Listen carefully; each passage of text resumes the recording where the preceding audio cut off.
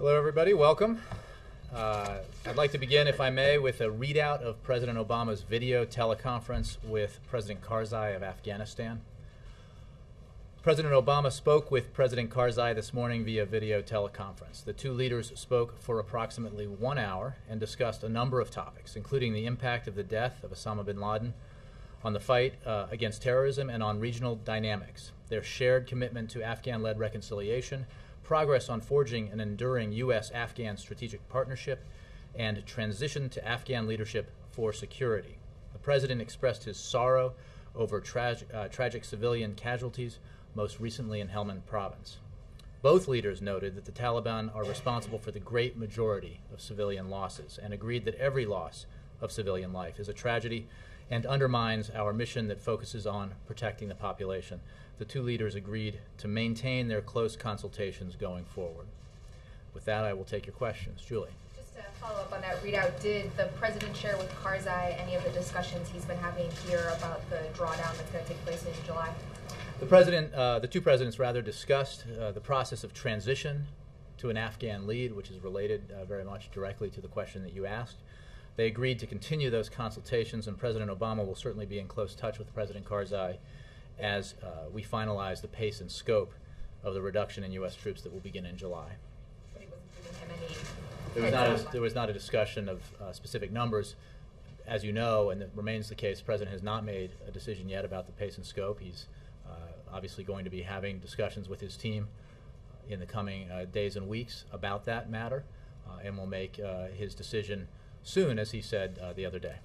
And if I could just ask you a couple questions on Libya. In the past day or so, there seems to have been a drop in momentum for the Kerry and McCain resolution in the Senate, and now we have this new proposal from Corker and Webb that appears to be similar to the House resolution from last week. Given all of that, can the administration really still say at this point that you are providing all of the answers that Congress is looking for on the Libya campaign? Yes, I can say that this president takes very seriously what he sees as his obligation and his administration's obligation to consult regularly with Congress, broadly, and with the appropriate members of the appropriate committees on matters like his policy towards Libya. And I can tell you that those consultations on Libya have been extensive and constant. In fact, I went over the list of engagements that this administration has had with members of Congress on Libya, just Libya, since shortly before this operation began, and it numbers 40 engagements of different types of briefings and consultations. We will continue those consultations. And with regards to the resolution that the Speaker of the House authored, we will answer the questions in that resolution in the spirit that we have answered questions that members have had in the past. And consistent with that approach towards consulting Congress, we will answer the questions in that resolution within the time frame that he specifies. Will you do it in the way that the House has asked for in a written, detailed report? I don't have a format for you, but we will certainly endeavor to answer the questions. Do you think that the Corker and Webb proposal, would you also characterize that as being unhelpful and unnecessary? Well, if it's similar or precisely the same, then it would be our reaction to it would be the same.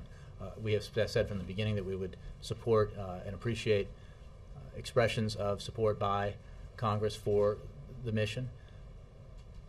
I think that the goals that the President shares, the goals that the President has with regard to Libya, are widely shared by members of Congress of both parties and both houses.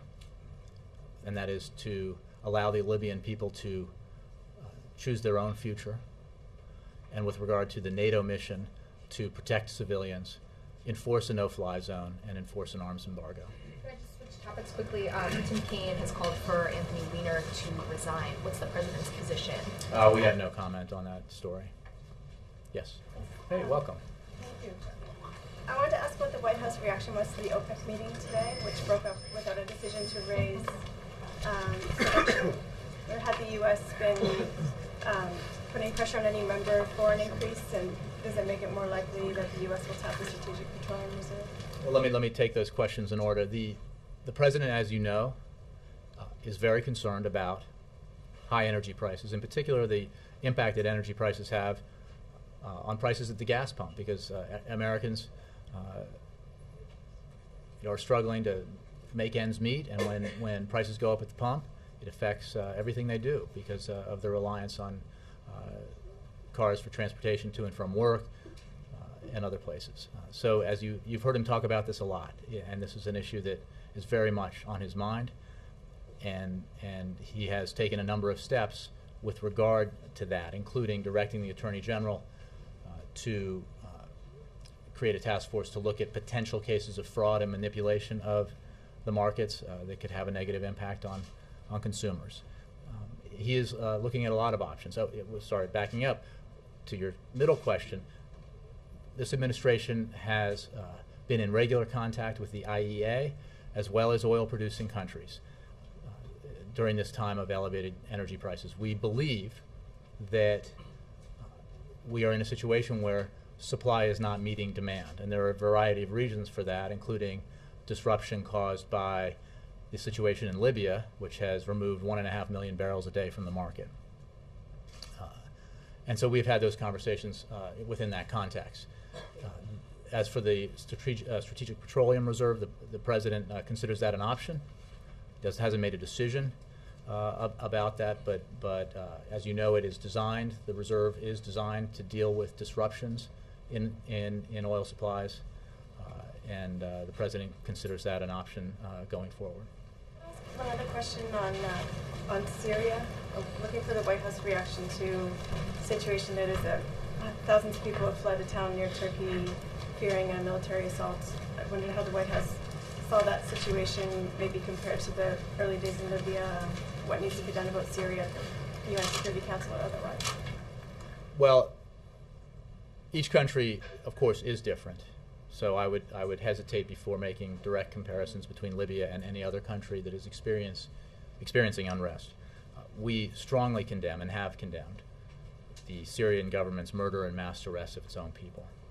We have imposed additional sanctions on the regime, including on President Assad and his inner circle. We stand by the Syrian people, who have shown tremendous courage in demanding dignity and a transition to democracy. President Assad now has a choice. He can lead the transition, or he can get out of the way. Jake. I have two questions for you. First of all, this study by McKinsey Company noting that the healthcare requirements that take effect in 2014 will, quote, increase medical costs for many companies. And in their survey of 1,300 employers, they note that a significant percentage will definitely or probably drop coverage or pursue alternatives to employer-based insurance. And I'm wondering what the White House response is. Sure, we saw that report, and I can simply say that report is pretty starkly at odds with the experts from the Congressional Budget Office, the RAND Corporation, the Urban Institute, and it is also starkly at odds with history. History has shown that reform motivates more businesses to offer insurance. Health reform in Massachusetts, for example, uses a similar structure as the Affordable Care Act with an exchange, a personal responsibility requirement and an employer responsibility requirement. And the number of individuals with employer-sponsored insurance in Massachusetts has increased. We are confident the Affordable Care Act will strengthen our existing system, employer-based system, going forward. So we simply just disagree with those conclusions. The Bay State, home of my beloved Boston Red Sox. Totally different. Do you mind if Let me continue with Jake. Yes, sir. Thanks. Do you take issue with the report's conclusion that the requirements of the law will increase medical costs for many companies? Is that something you take issue with? We believe that the Affordable Care Act will reduce costs overall. It is one of the reasons why the President pursued insurance reform, because he wanted to address the burden that costs were placing on individuals as well as businesses. So yes, we disagree with the conclusions of the report.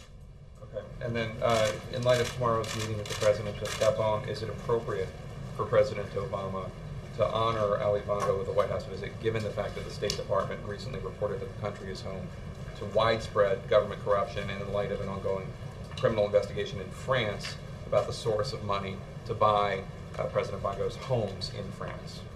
Well, Jake, as you know, Gabon is holding the rotating presidency of the UN Security Council. It's an important position. Moreover, Gabon has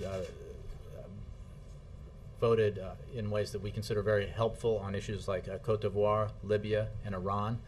It's been an important ally in our efforts in those countries through the United Nations. So yes, we do think it is appropriate for the President to meet with the leader of Gabon, and we are obviously, as we are in a number of countries, we're concerned about human rights issues, and President Bongo has made a number of reforms in his country, and that country, Gabon, is increasingly playing a more important role as a regional and global leader on such issues as the ones I mentioned, Libya, Cote d'Ivoire, and Iran. So we're obviously, we think it's definitely a worthwhile meeting. There are a lot of people in that country who look at President Bongo as seriously corrupt, and he is going to be able to use this visit at the White House with President Obama as a way of building up his popular support. Well, look, I think that the President of the United States is meeting with the President, as he does with other heads of state, who have less than sterling, perhaps, records because of first of all, that the President of Gabon is making reform efforts, which we support. Secondly, as I said, Gabon has been an important partner in some of the issues that are very important in the American national security, U.S. security interests, and regarding Cote d'Ivoire, Libya, and Iran, and other issues. And it's very important for the President to have this meeting for that reason. Yeah. Jay, what is the President's reaction to this report from the Senate Foreign Relations Committee Democrats basically talking about inefficiency in the way aid is being spent in Afghanistan, and also saying that there's really a threat of a severe economic depression once U.S. troops are out? Mm-hmm. Well, we welcome the report, even though we do not endorse all of the conclusions of it. It's important to note that Afghanistan has made significant progress. And the presumption that our assistance has contributed little and that Afghanistan has made no progress is just simply wrong, and we disagree with that. As President Obama noted earlier this week, we've broken the Taliban's momentum. We are training Afghan forces, and with the goal of turning over security lead to the Afghan forces between the drawdown that begins in July 2011 and 2014. Civilian assistance is important, but it represents a small proportion of the overall costs of our mission in Afghanistan. But it is an essential component of our critical national security strategy in Afghanistan. And remember, if the goal here is to transition more and more responsibility to the Afghans and the Afghan security forces, it's important that the civilian assistance part of this be effective so that it builds capacity that allows us to do just that. And on sustainability, we agree that that's an issue. That's why so many of our efforts are focused on building institutions so that Afghans can sustain the progress that has been made over these last several years. So is that the President is concerned that there could be major economic repercussions? Is that what you're saying? Well, the President is very clear-eyed about the country, about its the challenges it faces, and that is why the assistance that we provide is aimed at improving the chances that Afghanistan can sustain itself as we begin to draw down our forces and transition the lead to Afghan security. I guess my question is, if the White House doesn't see eye to eye with all of the findings of the report, then which findings is there disagreement on? The inefficiency finding, or sort of the threat? I don't have I think that it's while we obviously agree with aspects of it, some of the challenges that Afghanistan faces, we don't believe that its assessment of the overall progress is the same as ours. Or that its potential for sustainability is the same as ours. Are any of these things factoring? Well, we welcome the report and we read it with interest, and we are constantly adjusting our at a tactical level how we engage in Afghanistan and the civilian in our civilian assistance programs, obviously, as well as with our military programs to maximize our success. What do these points mean as the President considers a drawdown of troops? Well, I don't think there's anything, while we welcome the report, there's no, it's not news to anyone in this room, anybody in Washington, and certainly not to the President, that Afghanistan faces a lot of challenges as a nation, economically, politically, and that's, we're very aware of that. That was something the President focused a great deal on from the beginning of his presidency as he began to review our policy in the region. Yes, Mr. Noller. Jay, in the Karzai conference call, did the president say or tell President Karzai that the United States will continue to engage in predator strikes? Mark, I'm not going to go into any greater detail about the nature of their conversation. It was a good one for an hour that covered a lot of topics. And as I think I mentioned, the president spoke with and expressed his concern, shared concern to President Karzai about civilian casualties. But as you know, as I've said in the past, and certainly others from the Pentagon and elsewhere have said, our mission in the region is to our number one goal is to disrupt, dismantle, and ultimately defeat Al Qaeda, and we are prosecuting that mission. Are you able to say if President Karzai asked the president not to stop all the predator strikes? I'm not able to characterize the conversation further. And on Libya, Senator Lugar in an op-ed piece a couple of days ago said consultations with Congress are not enough. He said the president needs to ask Congress to specifically authorize U.S. military engagement in Libya. What does the president say to that? Well, the president says, through me, and would have said yesterday if he were asked this question, that he believes that he is acting, that his actions have been consistent with the War Powers Resolution, and furthermore that the consultations are very important, and we have been in extensive consultations with Congress about our mission in Libya, the goals of which we believe are widely shared by Republicans and Democrats and House members and senators. Does that mean he will not seek specific congressional authorization? Well, again, I think we've said that we support and would welcome expressions of support from Congress similar to the resolution put forward by Senators McCain and Kerry and other Republicans and Democrats.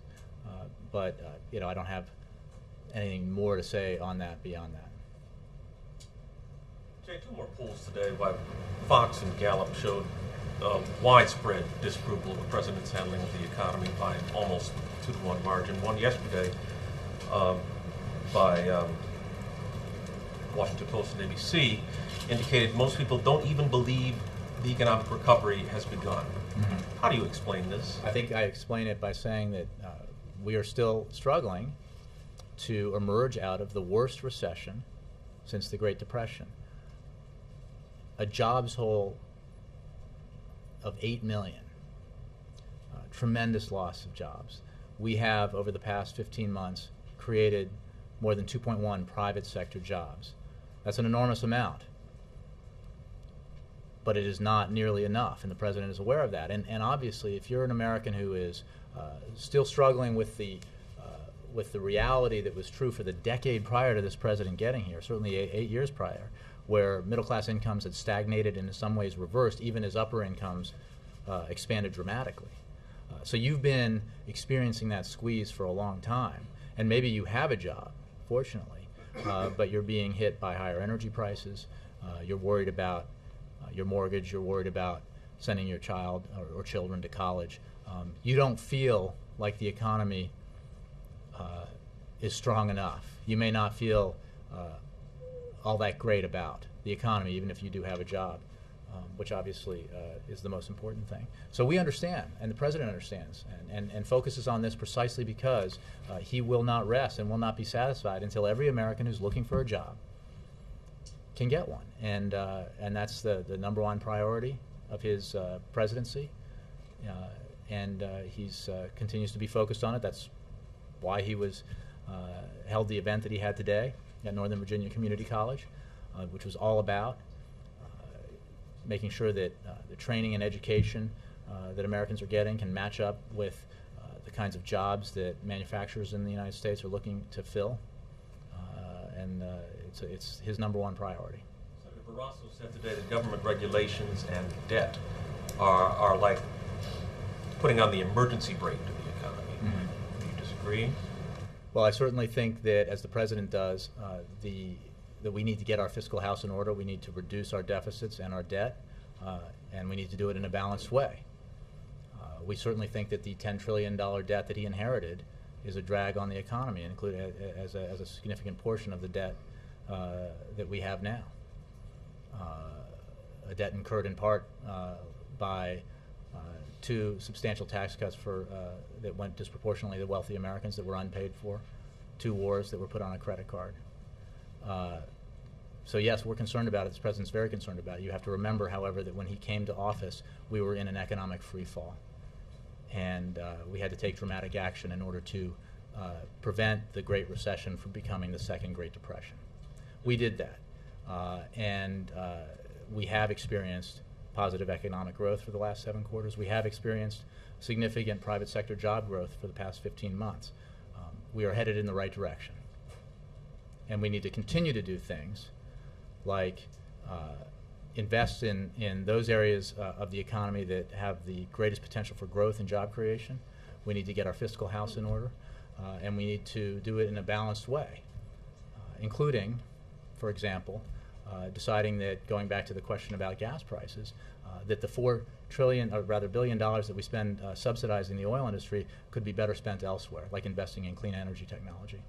Did Austin Goolsbee leave because of policy differences? Absolutely not. Austin Goolsbee left because he needed to return to Chicago. He has a young family. He has a tenured job at the university there, and he's a very close advisor to the president, a friend of the president, and he will continue to advise the president from the outside, and I'm sure will assist with the campaign. Final question. David Axelrod, Robert Gibbs, Anita Dunn, all here today. Are you focusing the on Auburn message? Football team is here as well. Yes, well, that explains Robert. Does that explain Anita Dunn? Well, Anita lives in Washington. I think so. I think and her husband works here. So I don't know particular beyond Robert's presence here to celebrate the national championship of his beloved football team. Beyond that, I don't know specifically what those meetings might be. But obviously. There's ample reason. In those meetings? I was not involved in. Again, I don't know that there are any meetings. I mean, for all I know, Axe is here having lunch with somebody. But. The president says he doesn't expect to be a double-dip recession. The chairman of the Federal Reserve yesterday discouraged the notion, or at least it was interpreted as discouraged the notion of a QE3 or any other further monetary easing, as if there was room to do that. There's a perception today that there's sort of a stand-pat attitude on the economy coming from Washington. You would dispute that perception? Well, I would. I think, again, that whether it's free trade agreements or making permanent the R&D tax credit, which the president supports, and then taking the serious approach that the president has taken towards deficit reduction in these very important meetings and negotiations being led by the vice president, which resume again tomorrow. There's a lot of activity here driven by the desire to continue to grow the economy and continue to create jobs. Again, the president is focused on this as his highest priority. OPEC, again, going back to OPEC, their inability to come to an agreement on raising output. The president cites among the headwinds of the economy high gas prices. Absolutely. How big of a concern is their lack of agreement? Well, I think I answered this question. We are in regular consultation with the IEA as well as with oil-producing states. We believe that supply is not aligned appropriately with demand because of a number of factors, but including obviously unrest in the Middle East and specifically the disruption caused by the removal of about 1.5 million barrels a day from the market because of Libya. So, and then having said that, the president has also made very clear that we, and all of us in this room through our lives, have been through this cycle before where gas prices spike, politicians express great alarm and demand that action be taken. Gas prices go back down and nothing happens because this is a long-term problem that requires a long-term solution, and that is the approach the president has taken, which is why he has taken measures to increase domestic oil production, why he has passed the significant car rule, which will ensure that more fuel-efficient cars are rolling off the assembly line and populating the highways and streets of our country. It's why he has sought to diversify our energy supply from the broad array of sources, so that we do not depend on the importation of foreign oil to the extent that we do now, because it makes us highly reactive in the face of spikes in a global energy market that we can't control. Just a final question. Yesterday, former Governor Pawlenty unveiled his economic plan. 5% growth he wants annually. I'm sure everybody would be happy with that. But he also wants to raise the Social Security retirement age. What is the President's position on raising the Social Security? Well, look, I think the President said in his State of the Union address, and I don't have anything more than that obviously we need to look at ways to strengthen Social Security. I don't have any specifics for you. Without slashing benefits. And with regards to 5% growth, we couldn't agree more. That would be very beneficial to the economy. We think providing expansive tax cuts to the wealthy, which we did in the last term and added tremendously to our debt, and resulted in this president inheriting a massive deficit and debt in 2009. Probably not the best approach. On the Consumer Financial Protection Bureau, is the President any closer to naming a director? And can you comment on the Bloomberg reports of Raj? The Bloomberg reports, this was of a named candidate. Well, I'm not going to comment on media speculation about who may not be under consideration. The President's looking at a broad array of potential candidates. He does hope to fill that post relatively soon, but I don't have just relatively soon. I don't have any more on that for you. The other thing is that a third rating agency weighed in on U.S. debt, and I'm wondering what your response is to that, and how that impacts the talks that. Well, I think it adds, as it did with the one prior. I think it makes clear the case that we've been making, that there is no alternative here to raising the debt ceiling. This is not about additional spending. This is about honoring the obligations that the United States government has made, and the consequences of not raising the debt ceiling, as some of these rating agencies have suggested, would be severe. The validators for that opinion are numerous and come from a variety of political and non-political backgrounds. It is simply incontestable that we need to do this, and we think that Congress will do it because they recognize the urgency and significance of this vote. What is the President's feeling about that? I mean, there have been some calls for him to get a little bit more involved. Do things like this make him feel like perhaps it is time for him to get closer to the negotiating table, to get a little... The President appointed his Vice President, who, by the way, has some experience with these kinds of things, to oversee negotiations. It's the President's initiative to call people to the table. Participants in those negotiations, appointed by the leaders of Congress, including the Speaker of the House, Senate Minority Leader, Senate Majority Leader, House Minority Leader, have been making progress. So, do we think that, do we share the desire that those talks produce in a relatively short period of time a positive result? Absolutely, and that's why the President put the Vice President in charge of them. And he engages on this issue daily, and I'm sure he will engage in it in terms of conversations with leaders and members as time progresses. But it is a demonstration of the seriousness with which he takes this issue that he asked the Vice President to lead these negotiations. And just quickly on Afghanistan, the other day you said he had not received a recommendation from commanders. Has that changed? Mm-hmm. No, that hasn't changed, and he looks forward to discussing with General Petraeus, with Secretary of Gates, with his entire national security team, his thinking about the variety of options that he will consider in terms of the pace and slope of the drawdown. But there is no formal recommendation or recommendations at this point. Yeah. When will he do that? When is he planning some form? Well, I'll quote him in saying that he plans to make that decision soon. In terms of meeting with them, do you have anything on? I think that you can. I think it's important, first of all, to step back and remember that as part of the process that he put in place with his strategy announced in December of 2009, he has been engaged in this issue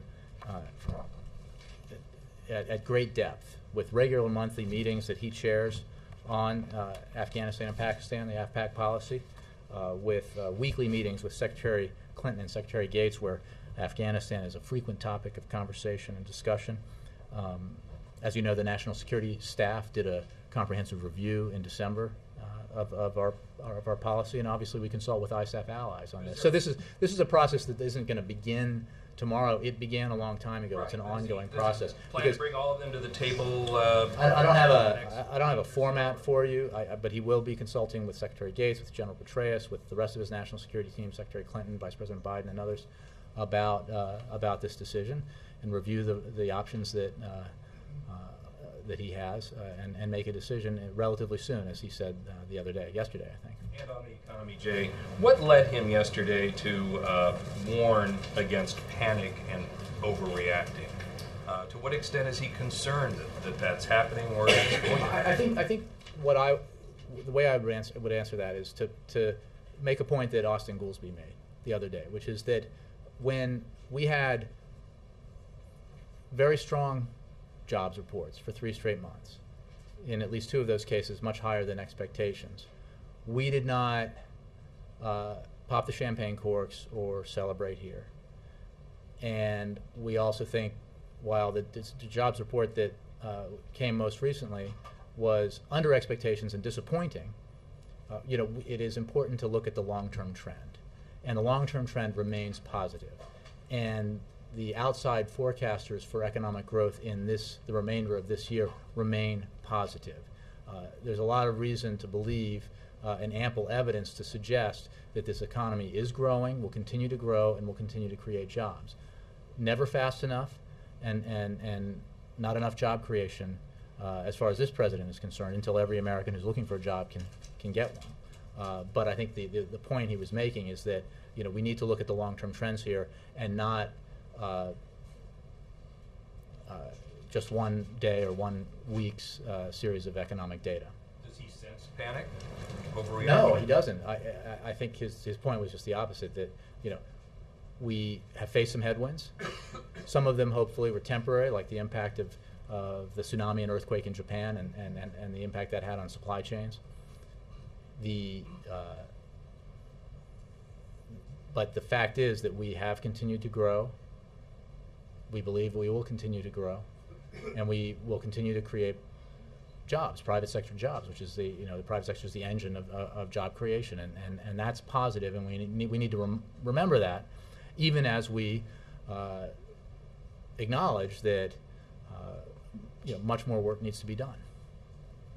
Yes. With the unemployment rate expected to be above 8.5% for several months, what other tools is the president considering? Well, look, there are a variety of things that we need to remember about what's already happening in terms of the payroll tax cut, the extension of the middle class tax cut. That's putting money in people's pockets and is helpful in terms of promoting economic growth. There are measures like the president talked about today in terms of matching these private-public ventures that match vocational and educational goals with employers who are looking for specific types of employees and to hire them. That's a positive. And then we need to, the president talked a lot about the need to extend the R&D tax credit, because this is an area of significant potential economic growth and job creation. Free trade agreements. There's 3 free trade agreements that could create or support 70,000 jobs. It's very important that we continue to work on those and get those done.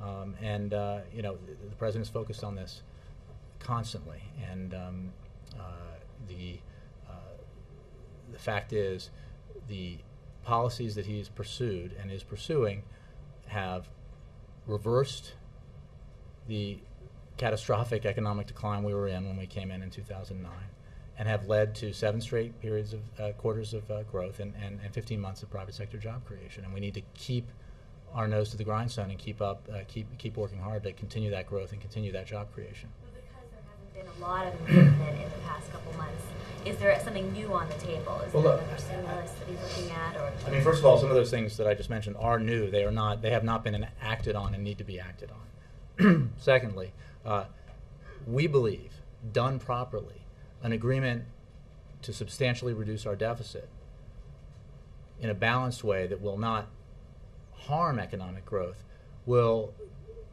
be a net positive for economic growth, and it could in fact be a big boost for economic growth and job creation because of the confidence it can create. That is why the president is so focused on this. He is not approaching deficit reduction and long-term debt reduction as an esoteric exercise. It is not a good in its own right. The focus here is on growth and job creation. And also, another topic, President Medvedev said Russia would help mediate in Libya and even help with the Gaddafi exit strategy. Has the administration been in touch with the Russians? Are Well, they as you know, relying? the president met with President Medvedev in France. The vice president met with him, I believe, in Italy. We are in constant consultation with our Russian counterparts and partners, and with other allies and partners who are interested in a positive solution to Libya so that the Libyan people can decide their own future. So I don't have anything specific on different proposals by different countries, except that we support the idea that Muammar Gaddafi needs to step down so that the Libyans can choose their own leaders. Has the president talked to Medvedev since the Europe trip? Has there been any communication about this? Not that I'm aware of. Again, without saying or suggesting that this was a focus of their conversation, the vice president did meet with him when he met with Prime Minister Berlusconi in Rome. But did it come up in their conversation? I don't have a readout of that conversation. And finally, is the president going to Russia this year? Any plans to? I don't have any travel announcements to make. All right. What's the deadline for commanders to get the recommendation to the president on the Afghan? There is no deadline. The transition will begin in July of 2011. The drawdown, rather, the transition has already begun. The drawdown will begin in July 2011. I mean, you heard it from the best source possible. The president said he would make that decision soon. But he hasn't said, give me at least a week before July to think about it? Well, first of all, July has 31 days in it. Secondly, soon is pretty soon. I mean, soon is, spoken by the commander-in-chief. I think, you can expect that to be soon. He said yesterday that he spoke with Germany about taking an active role in a post-Gaddafi Libya. What other plans is the U.S. making for what happens in Libya after a Gaddafi departure? Well, I think it's a part of wise planning to consider the future that we hope to help bring about with the very varied actions that we have taken, both diplomatically, economically, unilaterally, multilaterally, and as well as militarily through the NATO mission. So yes, we are consulting with our allies, with the contact group that has been stood up to look at this issue, consulting with and talking with the Transitional Council about Libya's future. But beyond that, I don't have specifics about how that, how that will unfold once Gaddafi leaves. I mean, if he were to leave in the next 10 minutes, is there a whole list of things that immediately click into place? Well, I don't want to get ahead of myself or the administration here, but you can be sure that we're obviously thinking about and planning for that contingency. Yes? Back to the Senate Foreign Relations Committee report. It's being read in some quarters as a fairly, as a very critical assessment of being read that way in one newspaper, I think. Yeah. Counterinsurgency policy. And I'm wondering if it's raising new questions about that policy that was adopted back in 2009. I know you've said a number of times what they're talking about now is not new policy, but in the pace of drawdown, that's a recalibration of that policy. In other words, the faster you get small, the more counterterrorism you get, the less counterinsurgency you get. First, is the White House reading it that way, as an indictment of counterinsurgency policy, and then the maximalist approach that was favored by General McChrystal and General Petraeus? Well, no, and again, I think we welcome the report, even though we disagree with some of its conclusions. First, second, I think you've fallen back on a shorthand that, and you and I have had this discussion offline a number of times, that I just simply don't agree with, because I don't think it represents the consultations and review that the president undertook with his AFPAC policy, and certainly doesn't represent the outcome. This was never a binary choice between counterterrorism and counterinsurgency. It was always about getting the right mix of approaches to ensure that we had the best possible chance of succeeding in achieving our goals, disrupting, dismantling, and ultimately defeating al-Qaeda and stabilizing Afghanistan sufficiently so Afghanistan would not again become a harbor for terrorists, international terrorists who seek to do America and our allies harm. So, and again, those goals are very important because of what is included within them and what is not. And the policy the president chose and has been implementing since December of 2009 is not, you cannot describe it or thumbnail it by calling it counterinsurgency or counterterrorism. And there are a lot of different elements that are part of it that were specifically decided on because of the president's belief that they would maximize the chances of success. Without using those terms, do the questions that the report raise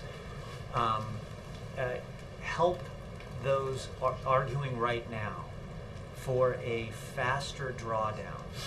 I don't think, let me just stop you there. I don't think, we welcome the report. It is, got a lot of information in it that is certainly worth reading and reviewing. We spend a lot of time here on Afghanistan and Pakistan, the national security staff, the national security team, and obviously our personnel, both civilian and military, over in the region. We are, again, very clear-eyed about the challenges in Afghanistan, about the progress that has been made, but also about the setbacks that we've experienced at various times. So I'm not suggesting that we know everything already and therefore don't need outside inputs. We obviously do and welcome them, but we're not learning a great deal of information about the challenges that we face in Afghanistan here.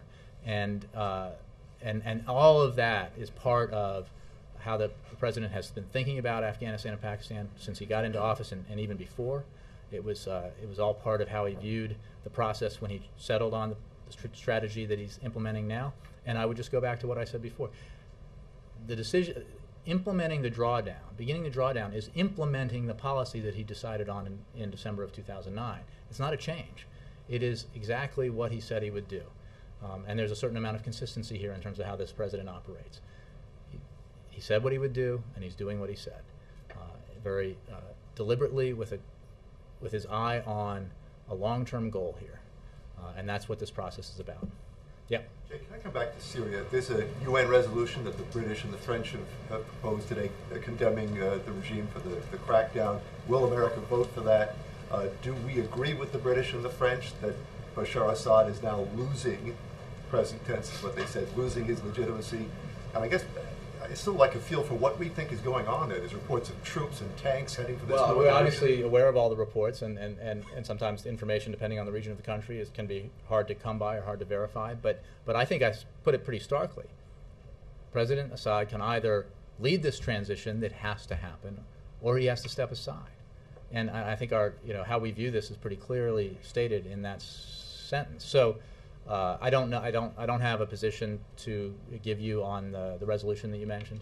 I think the fact that we have strongly condemned what the Syrian regime has been doing, the murders and the arrests of its own people, speaks pretty clearly about our position, and the actions that we've taken in terms of sanctions, including targeting President Assad himself, I think are very clear. Is there an impending humanitarian crisis in northern Syria? I don't know. Maybe, State Department, you might ask them, but I don't want to speculate about that. Yep. Thank you, Jay. Secretary Gates in Afghanistan has called for a troop composition that would rely on shooters and saying that if we're going to withdraw some personnel, it should be support people. He called for keeping a maximum combat capability in Afghanistan. Called that a no-brainer.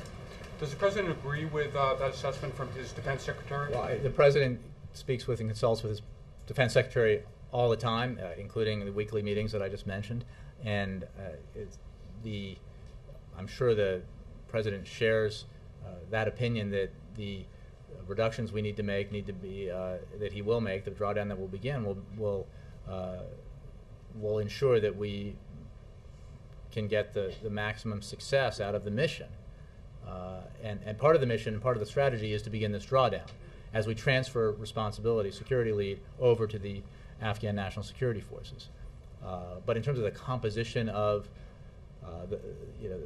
the block of troops that will begin the drawdown. I don't have a comment. I don't have an opinion of the president's to convey to you, because, as you know, the president is reviewing or will review his options and make a decision in the near future. Is that part of the decision that the president will make? Is the troops, the folks that will be coming home or reassigned, whether they'll be combat people or support people? I mean, the president will be getting into the decision at that level. I think some of these is about how you, in terms of a force the size of which we have in Afghanistan and what the breakdown is in terms of, I think anybody who's in combat, who's in that zone in an American military uniform is combat trained and fully capable of using a weapon. So I think that there's a little bit of a misnomer. There was this, we went through this when we were withdrawing troops from Afghanistan, the suggestion that because we were ending our combat mission, somehow that meant the troops that remained were not combat troops. Obviously, every U.S. soldier and military personnel is highly skilled and trained in combat. So, but again, I think that the breakdown of how that works, the proportion of either support or logistical or analytical strength versus frontline combat strength, I just don't know, and I think the Pentagon's better suited to answer that question. Yep. The president has faced a bit of criticism from more liberal economists and Democrats on how he's allowed, they accuse him of, or say he's allowed the debate on the deficit, the debt, the economy to shift too much towards cutting government spending, and he's given up ground on the need to push more stimulus measures. Do you have any? Can you react to that criticism that the president has gone too far, in favor of Republicans on this debate, where the debate is on their terms, especially in light of this jobs report? And then second, whether because of the jobs report he sees any need to reevaluate his goal of cutting $4 trillion in spending over 12 years, or just that big goal that he set out. In light of that report, is there any need to change? Well, 2 points. One, I think going to the point about we need to look at trends here and not just one piece of or several pieces of economic data. And the trend remains very positive. 2.1 million private sector jobs, or in excess of 2.1 million private sector jobs created over 15 months, and sustained economic growth for 7 months, 7 quarters rather. So in terms of measures that are helping fuel economic activity and growth, he fought very hard for and achieved, as part of the tax cut compromise in December, extension of unemployment benefits, and obviously the middle class tax cut, as well as the payroll tax holiday. That is, in terms of the discussions that you're talking about, that is direct stimulus through tax reduction in a payroll tax cut, which we believe is much more efficient in terms of causing economic growth than giving very wealthy Americans more tax cuts, because that money won't necessarily be pumped back into the economy. So the president also believes, and this is not like choosing between I'm going to go more Democratic or more Republican. The president believes that balanced deficit reduction is in the American interest, in the interest of the economy and the interest of job creation. He is not apologetic about that. He thinks we need to do it, and he thinks we need to do it in a balanced way, in a way that protects important investments, that protects our seniors and disabled children and others, and he thinks that if you do it in a balanced way, you can protect our core commitments, you can make the key investments we need to make, and you can bring down our deficit by $4 trillion over 10 to 12 years. The payroll tax cut will expire at the end of this year. Is there a need, as part of this negotiations that are going on, to extend that? I think the president addressed this in broad terms yesterday about what discussions might be in the future about that. I'm not going to go beyond what he said yesterday. He seemed to hint at it. Was he referencing at an extension of that? I don't want to expand beyond what he said on that. Keith. Okay, thank you. You've talked about Syria policy before in the context of every country within the Middle East is different, but I'm wondering if you can tell us specifically what it is about Syria that leads the president not to call specifically for Assad to step down. What is it about that country, about the geopolitical situation there that...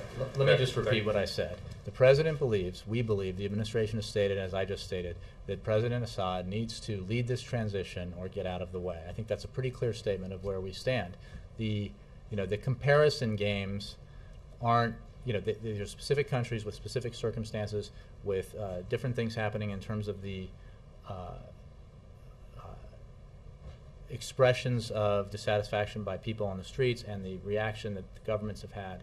And each country deserves a specific response, all geared towards our hope of the best possible outcome. And that can be condemning actions, putting pressure on leadership, and I'm talking broadly, depending on the country you're talking about, offering different forms of support to the opposition. Again, I'm not talking about Syria, but I'm just talking about the different options available to us. Taking actions multilaterally with allies, unilaterally through sanctions and that kind of thing. And there is not a one-size-fits-all response here because, as you know, the region is very diverse. The nature of the regimes and the countries is extremely varied, and we have to take that into account as we develop policy with regard to each country. As you know, I think what I'm trying to get at is what is there specifically about Syria that leads to this particular policy? Is there some concern of destability within the region? We're pursuing an approach towards Syria which we hope will help lead to a positive outcome, which is either the current regime changing its behavior dramatically and engaging in political dialogue, ceasing the violence and leading the transition, or in that transition taking place under different circumstances. And that's the approach we're taking. Just very lastly on that, there'd be a lot of people who'd be skeptical that someone, he's just killed, more than 1,000 of his own people, can do that kind of transition, can have that negotiations. Why does the White House think that he can sort of suddenly change and start acting like that? We'll see. Thanks, Jay. I'll take one more in the, yes, Victoria. Yeah, sorry. Oh, okay. You said the president yesterday spoke broadly about payroll taxes and manufacturing incentives, but right after saying that, he also said he was interested in exploring with Congress the continuation of some of these policies. Well, what I just said is that I think I'll let the president's words stand. I don't have anything to add to that. One question on you. Okay, thanks, guys. Oh, wait, Chris, yeah. Yeah, I'm just wondering, in June 2009, the Department of Homeland Security issued a memorandum on deporting certain widows and widowers of U.S. citizens. At the time, Homeland Security Secretary Janet Napolitano said that smart immigration policy balances strong enforcement practices with common-sense practical solutions to complicated issues. Yet, in May, asked about requests by advocates for a moratorium on deportation of foreign partners in same-sex binational relationships, similar to the 2009 moratorium, you said the president can't just wave a wand and change the law. Can you explain the difference there? The president can't just wave the wand and exchange the law. I think that was in response to a broader set of issues that some folks are understandably advocating for. And the president has called for comprehensive immigration reform for a reason, because he thinks that we need to move in a comprehensive way to get there, and because that kind of comprehensive approach has in the past enjoyed bipartisan support, and he believes that if we talk about it in the right way and we push for it, and folks out in the country push for it, that we can return to a situation where there will be bipartisan support for it again in the future. Thanks, guys.